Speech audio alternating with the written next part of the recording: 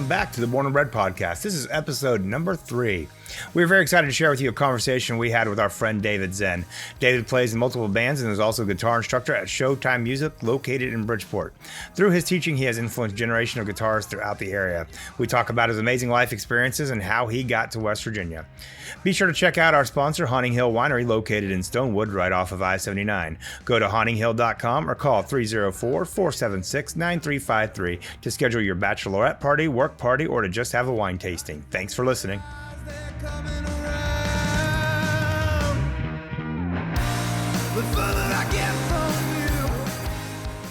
Hello and welcome back to Born and Bred Presents, a podcast.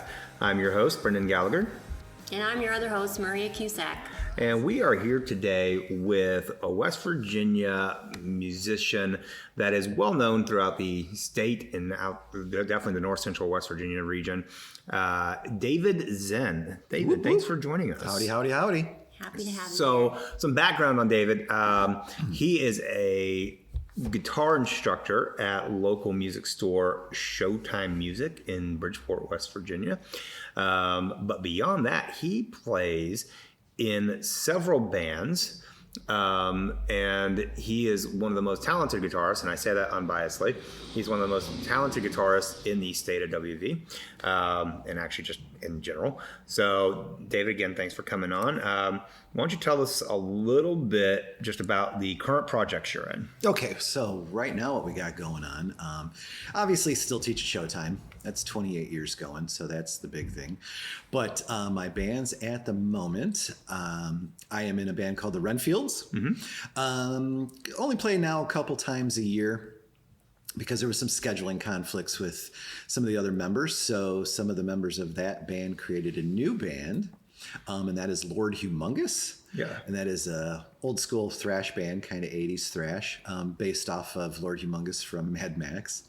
There's always got to be a shtick going on. I described Lord Humongous as a supergroup because it's got members of well-known bands throughout the area. Oh yeah, Renfield's, Jason's, Children of October, Scare Tape.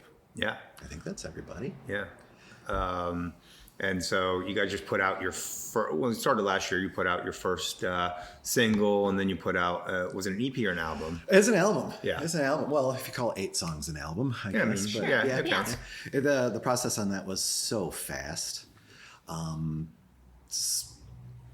One of the members just had this idea, from the Renfield, says, hey, we can't write new music because the other guitar player isn't really available as much as we'd want. So we didn't want to write new music and then kind of exclude him and get that all weird situation going because he's been in the band for like 7 years. So we just decided, hey, let's just go write some jams on our own. And within 2.5, 3 months, we had 8 songs written, recorded, tracked. Wow.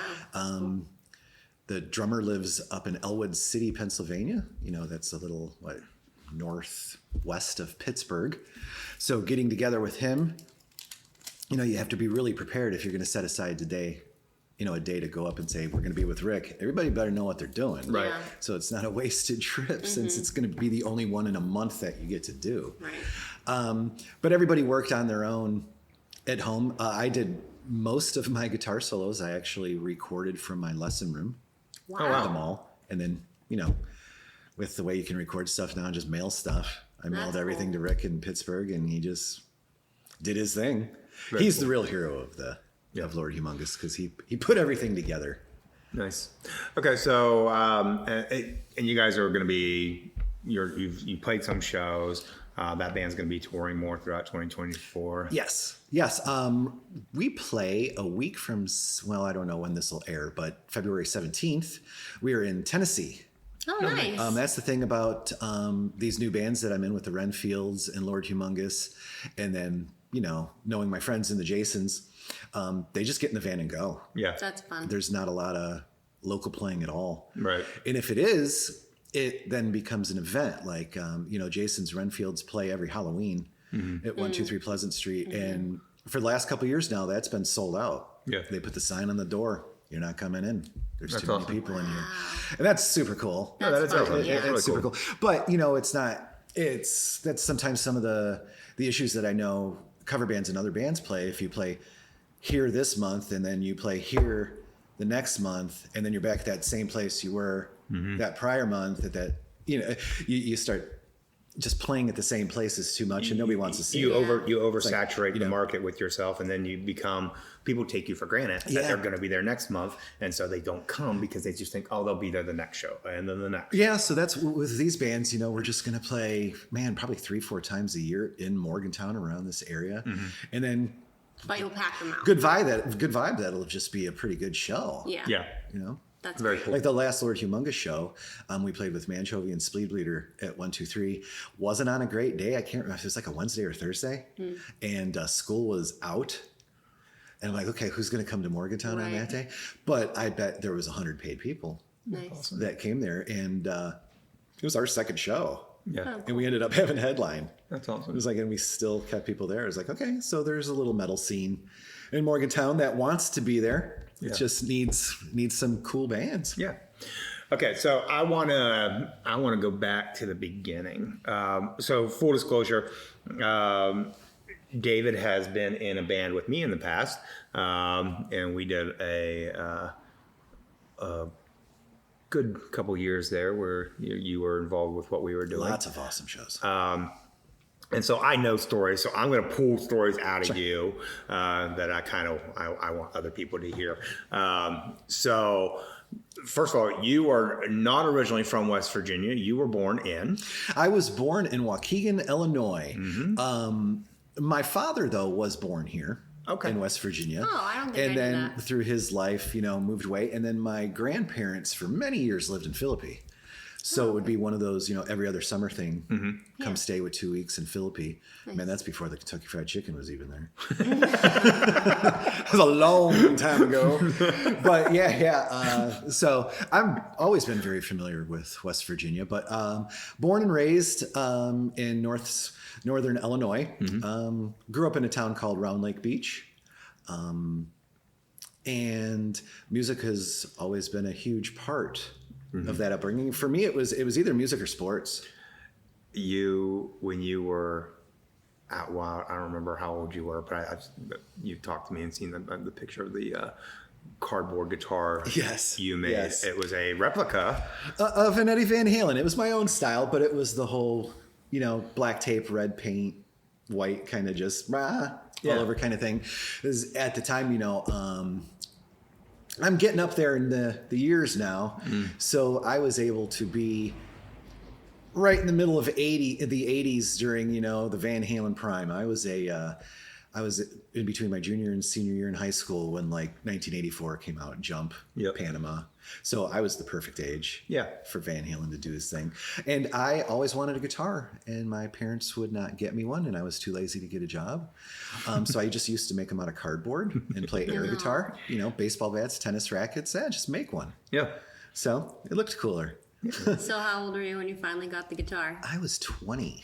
Oh, Really? yeah, that's kind of old. Quite late start. I did not realize that. Yeah, in my head, you was were old. playing. I figured you came out of the womb knowing how to play No, guitar. no. I thought for the longest time I might be throwing alley-oops to Michael Jordan. Yeah. Or, handing off to Walter Payton. Or David was quite the athlete in high school. And then I wasn't. And then, Yeah, honestly, when you said the athlete thing, I was like, is that a joke? No. No, It's one of those. basketball. It's one of those things. You could be the best athlete on your block. Maybe eventually you're one of the better athletes in your school. But then eventually, when you're out of high school and you get to college and you see that, oh, that's all the good kids from their high school. Yeah, I'm not him. Yeah. Yeah. It's like this guy can jump 6 feet higher than me, and it's like, okay, let's try the guitar let's now. get another hobby. Yeah. And always wanted that guitar, and then bought my first guitar for $50. What was it? It was a Kramer Striker. It was an Nice. offset V. Red. Okay.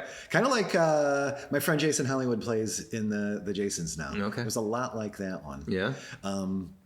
We've had conversations how we've come full circle. Yeah. Sort of Nice. with it. Yeah. Now so you got the guitar.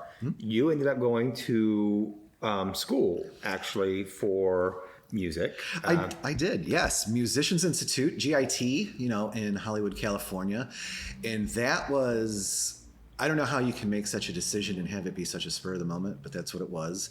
I had played guitar for a couple years, just bashing out power chords and driving a forklift at Sears, trying to figure out what I was going to do in life.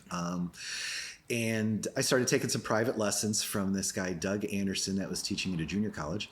And after a year of that, it was just... It seemed like acquiring knowledge was an easy thing for me. Yeah. I understood how guitar works and how theory worked and how all the notes were put together in this giant puzzle. And I was getting it.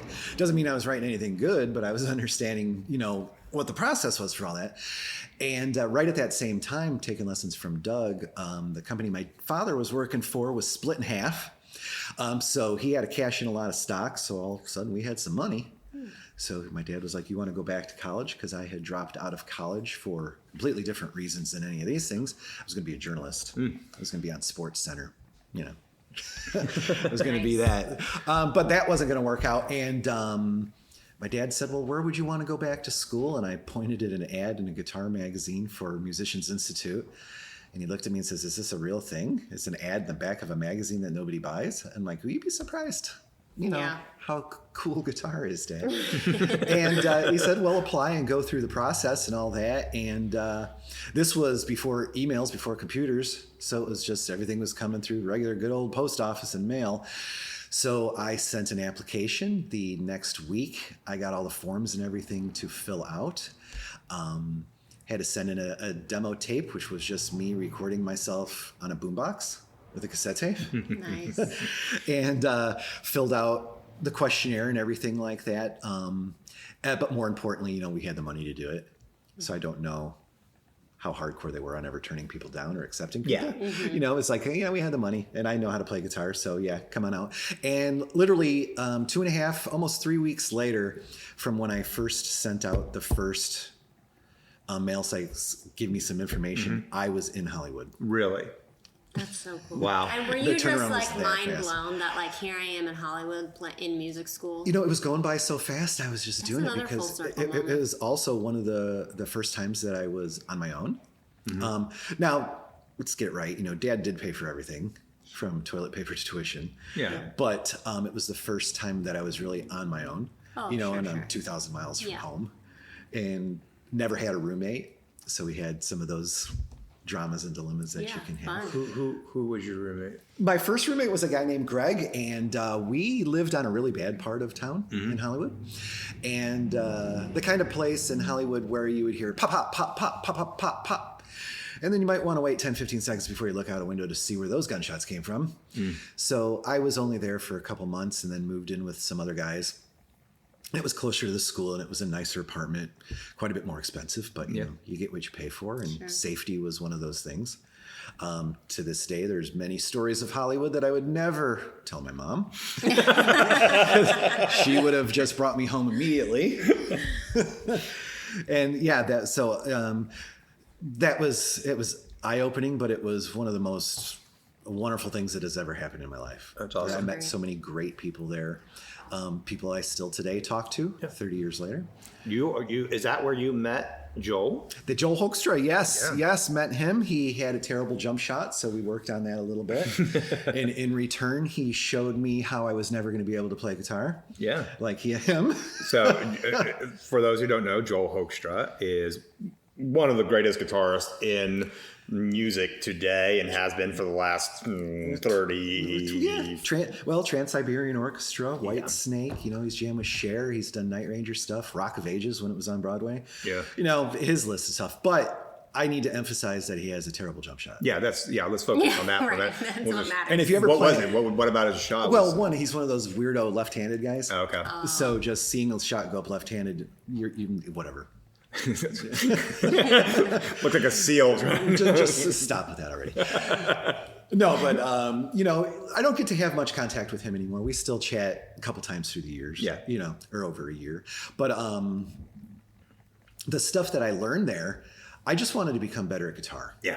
A lot of my friends were questioning that because when I went to school, I'd only been playing for about 3 years.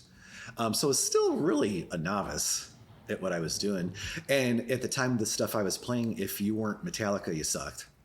So, and I wasn't going to do it. But nobody told me back in those early days that, some of that Metallica stuff was really hard. Mm-hmm. So I would spend 5-6 hours a day just learning 15 seconds. And then I would play it for friends. Like, oh my God, you can play that? Yeah. It's like, I didn't know that was hard. I thought that's just what you did. Wow. Yeah. So you just played guitar all day. That's where the most fun was. But the teachers I had at Musicians Institute really just set this foundation in me of how to learn.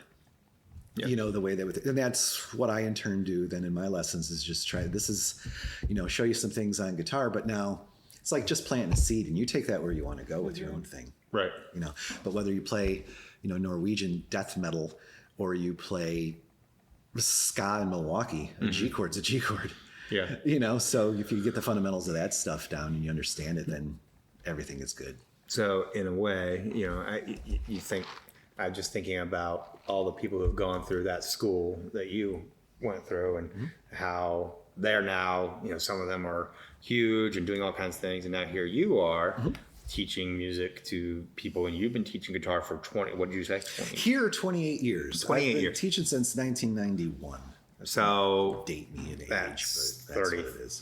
33 years. Yeah. And it's crazy to think how many musicians you have influenced throughout the state of West Virginia in that time frame. I mean, I know several musicians who have learned from you that are now having success in music, and it's just crazy. Like, do you ever just stop and go like, well, I helped that kid, or I taught that kid, and just see where they're at? But not so much that I want to take credit for what they're doing, but that I was just a part of their story. Yeah. And I'm a positive story for most of them. Now, you could probably round some people up that, I didn't click with in lessons. But if you have a love of music and you can explain it in a way that just a kid can still appreciate it and like it, don't go over their head with stuff. Just keep it on a basic level. Just continue a love for music. And that's really what I've done is just, kids come to lessons. I'll show you how to play anything you want. We'll work through scales, modes, whatever chords you want to do. Theory, learn how to read, all that kind of stuff. But at the end of the day, it's going to be you sitting on the end of your bed, enjoying what you're doing. Yeah. So that's what I just try to do is, show that the guitar is super cool. It is. Going back to your childhood, was Van Halen the band that made you want to play guitar, or was there something before that? Oh, there were a couple things before that. One story you guys know, we'll talk about the Hendrix thing, but my first thing was probably the Beatles. Okay. Not that a local band? Yeah, they were a local band in Round Lake, Illinois. Yeah. I went to a store back in Illinois. There was a store called Zare. It was like Kmart, back in the day. And they had a nice record selection. So whenever I would go in there, I would either hit the toy aisle or I would hit the music aisle. And you get to the music aisle, and I would just walk through and look at all the cool album covers. And I saw one, AC/DC, If You Want Blood, You Got It. And it was the coolest thing ever. And you were like, I want blood. It was Angus Young, and he was being stabbed with his SG. I remember that. The back cover, he had his little devil horns on. I'm like, yeah, Angus is going to be my man. So I grabbed this album, I put it in my mom's cart, and she looks up at me and she goes, nope. So I started my first time of ever being censored. And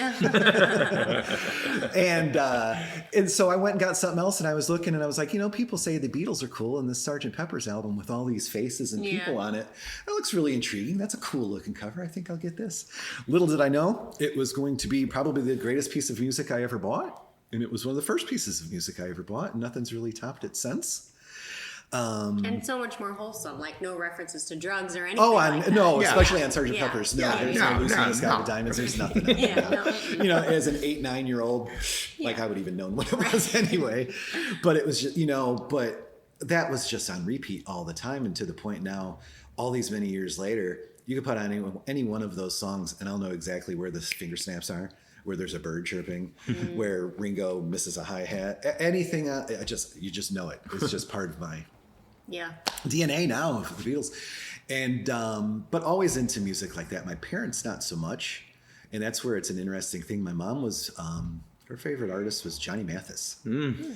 And so that lounge singer kind of crooner Vegas thing was always a part. So of course there was Elvis around. My dad worked his way up in his career from a mechanic to a vice president. But during those times, there was a lot of years of a truck driver. So there was C.W. McCall, Convoy, all that 70s kind of country thing. And I didn't know if it was good or if it was bad. I just knew it was music, and that's what I always heard. And when I started hearing music on my own, there was a little bit more, I wanted some rocking. Right. You know, Johnny Mathis and country just wasn't what I wanted to do. And so that's when I started getting into, you know, that super heavy stuff, you know, like Styx, REO Speedwagon, you know, a little bit of Triumph and Journey. You know, I mean, we were going hardcore then. Oh, yeah. I mean, comparatively. But one of the big moments, I was sitting in my friend Jeff's bedroom in Libertyville, Illinois. Libertyville, Illinois, actually, is where Tom Morello and Adam Jones from Tool are from. Really? They were high school friends. And that is the high school that my friend Jeff went to. And we were sitting on his bed, and he says, man, you got to hear this. This may be late 1978, 79, I'm 12, you know. Boom, pops this on, and you hear this car siren or this air raid siren start, and it starts into the song Running with the Devil. I'm like, man, this is rocking. What is this? And Jeff was like, man, you haven't heard nothing yet, dude. You just wait. This is going to change your life. And he said those words. I was like, yeah, it ain't the Beatles. This isn't She's Leaving Home. This is awesome. You know, and the next song comes on, Eruption. And I was honestly one of those kids that heard that for the first time and says, well, I don't know what that was, but I'm going to play guitar the rest of my life. That's awesome. I have no idea what I just heard coming through those speakers, but that's me. Yeah. And that started my fascination and my big love for Van Halen, which to this day is still incredibly magical. Sort of to the point where sometimes I don't want to teach students how to play it because I don't want to know how to do it because it kind of takes the magic away from it. If like a schlug like me can play Van Halen, anybody can do it. It's like, no, I want to keep Eddie on a pedestal. Yeah. You know, I'd rather just not. Even though I probably could, but I don't want to do it. And that was that, you know, and then so all through high school, it was really, you know, junior high through high school, it was just Van Halen, Van Halen, Van Halen, Van Halen. And at the time, you know, they were one of the biggest bands in the world back those David Lee Roth days. Oh, yeah. And then Jeff, a few years later, did something that ruined everything. We went to a music store, went to a mall, and on the way home, and never forget, in his Camaro. You know, now Jeff was the friend. The story is so 1980s. It's yeah, it is. Jeff was the friend. You know, he had the leather jacket. He smoked cigarettes. He had the Camaro. You know, and he was always the one who knew music before everybody. He was a huge Beatles fan. You know, before we even met. So that's kind of where we bonded. He turned me on to Van Halen, and then we get in the car, and he puts on one of these cassettes that we just bought, and I hated it. I couldn't believe this Judas Priest ripoff. It was like, it's faster than Judas Priest. It's like, let's fight fire with fire. And then some Ride the Lightning. But then the third song came, and it was For Whom the Bell Tolls. And I'm like, okay, a little slower. I think I can comprehend this a little bit. And by the time the fourth song came on, Fade to Black, we were turning around and going back to the mall. Because I had to have my own. And that was when you bought your first Rick Astley album. And that's, yes, that was it right there. And, you know, it looked really good next to my Kaja Gugu. Yeah. So, you know, had to have it. And that was when the Metallica thing started. And that's when I really started thinking, I really want a guitar. I was already making them out of cardboard. And Jeff was my go-to, you know, air guitar guy. Yeah. You know, parents would go to the store and Jeff and I were alone. We would just, War Triumph. Let's go do this. We're about to, you know, just go play some Judas Priest on our baseball bats. Let's do this. And, but now, you know, through high school and all that, it was Metallica and Van Halen. And it's weird thinking that, you know, what Metallica ends up being. I remember when it wasn't. Yeah. When they were just nothing. I'd go to school and I'd have a Metallica shirt and I'd just have people go, what the hell is that? What the heck is that? You know, what are you wearing? And it's like, and now, I mean, everybody knows who they are. Oh, yeah. So that was real cool just to watch that kind of growth. But I thought, you know, that kind of also guided me because any interview you'd ever hear with them, they were going to do it their way. And I thought, well, yeah, shouldn't you? Yeah. What is your way? If people don't like it or fans aren't digging it, I'm sorry, but this is where I'm at. This is where we're at. This is what we're going to do as a band. And I just thought that was the right way to do it. It's like, you just be true to yourself. You play whatever you want to play. If it sells, great. If it doesn't, well, are you happy with it? Yeah. Well, then it's cool. I love that. So on that note, I feel like a lot of musicians, their mindset is like their definition of making it is I'm in a band touring full time, making millions. Yeah. And I sort of feel like you're somebody who a lot of people should kind of look to as an example of like, but you're playing music full time, right? Full time, like, yes. Between guitar lessons and shows, like you are a full time musician. I am. And that is making it in its own way. To be able to make money off music and that be your livelihood. And not have to do anything awesome. else. You're not going to the grind. You're playing I music. haven't had a job since 1991.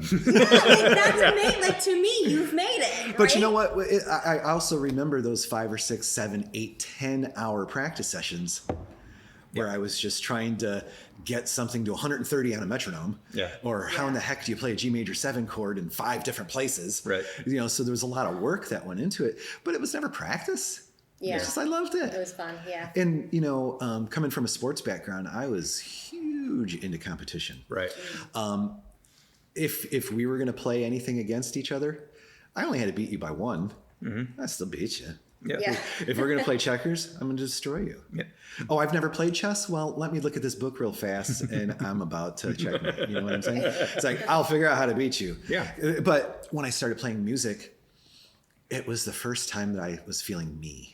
Like, who's David? Yeah. And that competitive thing, like I have to dunk in your face, that was never there. Mm-hmm. And it's always been a really odd thing to me when I see musicians that are like, I'm better than this guy, or I'm this blah, whatever, and it's just never been a part of my thing because that's not what it's about. No, yeah, it shouldn't be. That's not what it's about. I think if you do anything for a long period of time, you're going to be good at it. And now I'm, 36 years into playing guitar, so and it's still fun, and but the influences never stop. Yeah. I could start back with the Beatles gets into Van Halen, but some influences I didn't even know about until stories come up. Yeah. One of them being one of the first times I moved out of my parents' house. I was going through the record collection, just going to take the stuff that I wanted that they know they weren't going to listen to, get my Beatles album, get my Sgt. Pepper's, all that kind of stuff. And I found this box buried in the attic that I was usually pretty nosy, but just didn't know about this one. And started digging through it. And there was a bunch of old cassette tapes, 8-track tapes. And it was like it was glowing in the box. I pulled these 8-track tapes off, and there it was. Are You Experienced? Jimi Hendrix, this yellow 8-track. Yeah. 8-track, if you remember 8-tracks. Maria, are you familiar with 8-tracks at all? I have seen an 8-track.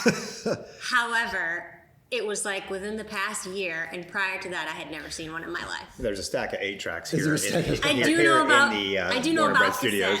cassettes. That's as far back as I go. So obviously, I'm taking this one. Yeah. I'm taking this 8-track, and I go down and I show my parents my haul, and she says, man, I didn't even know you guys listened to Jimi Hendrix, Dad. And he says, no, that's yours. I was like, Dad, I never bought a Jimi Hendrix 8-track, man. Maybe on a cassette later, but I never bought an 8-track. He says, no, your mom and I got that for you when you were 3 or 4 years old because it was the only thing that you'd fall asleep to at night.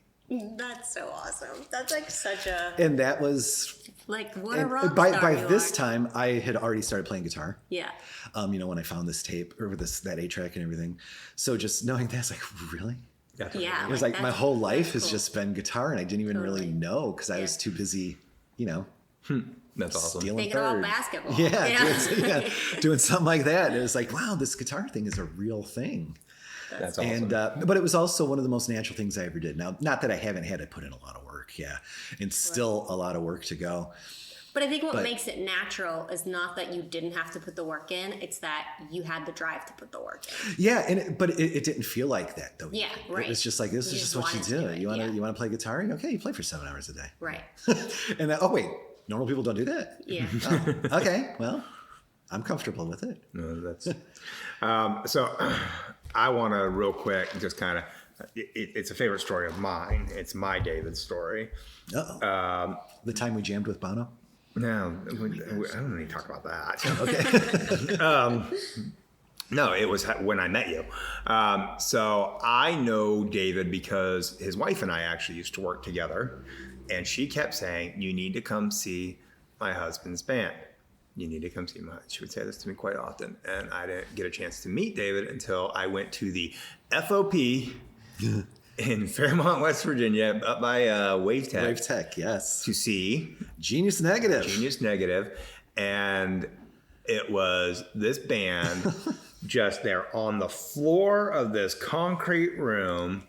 3 members? 3 members. 3 members. That's when we were instrumental, yep. And for the next, oh gosh, I don't remember how long that show was, but I watched you guys and in a genre of music that I admittedly am not like, so I'm not naturally going to gravitate towards heavier stuff, like just extremely, but I was blown away by what these guys did. And I have been a fan of David Zinn ever since that moment. And I've had the pleasure of playing with you on stage. And honestly, like that was kind of just a checklist dream come true kind of thing for me. You've peaked. I retired. But no, it was a goal of mine to be able to play with you on stage. And I consider that to be a highlight of my musical career. So I just want to say thanks for doing that and being willing to come with that journey for those couple of years you did. That was a blast. It was a lot of fun. So with that said, we always try to wrap up our conversation just by saying, so what is some West Virginia music that you've been listening to or that you enjoy? Who are some West Virginia artists that you've been digging? Well, I had been out of the scene for quite a long time because once my son was born, I wasn't in any bands. So the West Fairmont Marching Band actually is Fairmont Seniors Marching Band, the drum line especially. That is my favorite. No, because they're amazing. No, but when I got back, when he was at an age where I could sleep in, I thought, okay, now I can start playing out again. And was just doing the cover bands. And some of those cover bands morphed into some really cool bands. Motorcycle Drive-By. Yeah. That's some of the members of that band. I was in a band prior to that, and those guys are freaking amazing. Yeah. More of a cover thing. I'm leaning more toward the original kind of music. But now just getting back out with these other bands that I'm in now is when I'm finally starting to see what's going on here local now. Manchovy. They opened up for Lord Humongous. They were fantastic. Speed Bleeder, another great band. There's Ghost Road in Morgantown. They're a punk band, punk-ish band. Yeah. But as far as some of the metal bands that are around here, Truck Stop seems to be ruling everything right now. Yeah. Super cool guys too. Played a bunch of shows with them with the Renfields, and they're just fun. Yeah, we got to meet them at the Born and Bred Award show. Yeah. And they were really nice guys. They're pretty cool. And that's it. It's just trying to get out. Teaching at the music store for such a long time, I know so many people that are in bands, but not a lot of them have original projects. Love what Andy's doing, Andy Benson. Yep. I'd like anybody who could just grab an acoustic guitar and play me a song. Yep. That's awesome. That shows you that's a real song. If you could do it on an acoustic guitar. Yep. And it still carries itself, without the bombast of everything else going around. It's like, yeah, that's really cool. It's really digging his stuff. But that's what I'm trying to do now is just get back into a scene and see who's who. Because a lot of my friends are just older guys now that are just in cover bands. Right. Yeah. And all great musicians, but it's not necessarily, part of a scene like of original music that I really want to be in and be part of. There was this one band, Last Year's Model. They were pretty cool. Yeah. You had mentioned a band before we actually got to recording today. I think you co-wrote a song for the lead singer. I think you had mentioned them earlier. It's Sydney. The band you mentioned earlier. We're going to have to edit this out. Yeah, this is going to be No, we're not going to edit this out. We're going to get there. What are you talking about? You said they're one of your favorite bands and you think they're still playing. They are definitely still playing. Yeah. One of your favorites, and you were like, you think they're still active? Oh, sorry, Yes. yeah, Culture Thief. Culture Thief. Oh gosh, no, Culture Thief's one of the best bands West Virginia's ever had, man. Yeah. I just absolutely love Culture Thief, and I've known all the guys for a long time, but when they're making music, I'm happy. Yeah. It's just That's wonderful. awesome. But didn't you write a song with? No, Not with Culture Thief, I but- was writing an acoustic CD, which is done, just needs to Right. be finished mixed. And Craig, the singer of Culture Thief, sang on one of those songs, Yeah. and just a ridiculous, phenomenal version. He took one of my songs. I sent him a demo, my guitar parts, and me doing like a fake vocal. And I said, I don't care what you do melodically. I just like you to keep these lyrics intact. And he came, and I sent him an idea of, me doing my thing. And he sent back the most brilliant melody lines. It's, when you have somebody else take your love, your song, and put them into it, it's obviously this different perspective of what the song is. I didn't know what to expect, but it was so much better than what I had sent him of what my idea was. His idea was just so much better. That's cool. Yeah. And now I can listen to that song. That's fun. All the time. I still like it. Very cool. Great. All right. Well, we want to thank David Zinn for coming on with us today, and be sure to catch several of his projects out on the road. Yeah, where can people find you if they want to hit you up for lessons or just Showtime Music up in the Meadowbrook Mall. You go up there. That's never changed. Same seat, 28 years. I'm the guy behind the glass door. But I love doing that. And Don't then feed him when you go. Don't feed 'em. brownies, bring brownies. Then Renfields will probably do stuff maybe later summer, obviously closer to Halloween. They'll get back going. Yeah. But now Lord Humongous is kind of taken over what that would normally be, and we're going to play a lot this summer with that. And then I am close friends with the Jasons, and I go to some of their shows. Yeah. Me and Excellent. Jason Hollywood are real tight. Yeah. And Sometimes they people play can shows find- with the Renfields, and Sometimes they're with the Renfields. Sometimes, they go out of state a lot. So there's not a lot of Very cool. West Virginia shows. Are all the bands on Facebook and Instagram? Facebook, Instagram, Spotify, all that kind of All the stuff. things. All the Excellent. things. awesome. Well, David, thanks for coming on. Thank you guys. This is a blast. Yeah, and be sure to check out David everywhere we just mentioned, and we will see you on the next one.